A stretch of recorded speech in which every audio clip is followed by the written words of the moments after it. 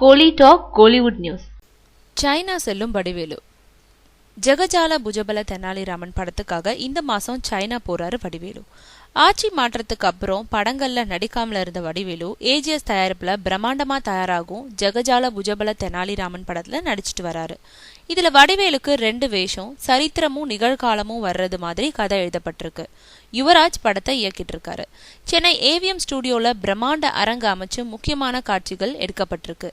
தற்போது படத்தோட 80% காட்சிகள் முடிந்துவிட்ட நிலையில இந்த மாச இறுதியில சைனாவுக்கு போறது பட யூனிட். அங்கு 1 வாரம் படப்பிடிப்பு நடத்த திட்டமிட்டிருக்காங்களாம்.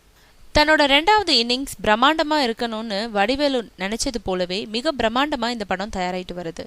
கோடை விடுமுறையில படத்தை வெளியிட திட்டமிட்டிருக்காங்க.